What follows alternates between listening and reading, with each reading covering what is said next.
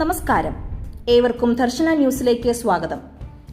ദർശനയുടെ 150ാമത് സ്നേഹസംഗമം അതിവിപുലമായി ആഘോഷിച്ചു. ദർശനയുടെ 150ാമത് സ്നേഹസംഗമം 27/4/2024 ശനിയാഴ്ച ഉച്ചയ്ക്ക് 1:30 ആഘോഷിച്ചു.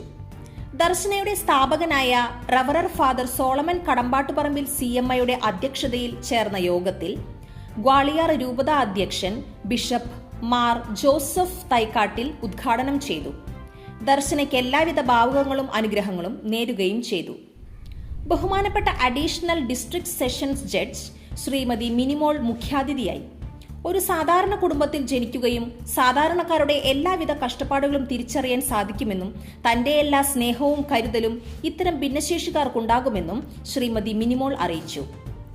വിശിഷ്ടാതിഥിയായി സിനിമാ താരം ശ്രീമതി തൃശൂർ LC ഈ യോഗത്തിൽ പങ്കുചേരുകയും പെരിയാർ റൈസ് ഡയറക്ടർ ശ്രീ സുനിൽ പോളച്ചൻ ആശംസകൾ അർപ്പിക്കുകയും ചെയ്തു. എന്നും ദർശനയ്ക്കൊപ്പം ഒരു കൂട്ടായി ഉണ്ടാകുമെന്നും അദ്ദേഹം അറിയിച്ചു. ദർശനയുടെ അംഗങ്ങൾ വിവിധ തരം കലാപരിപാടികൾ അവതരിപ്പിക്കുകയും ഈ സുദിനത്തെ മനോഹരമാക്കുകയും ചെയ്തു.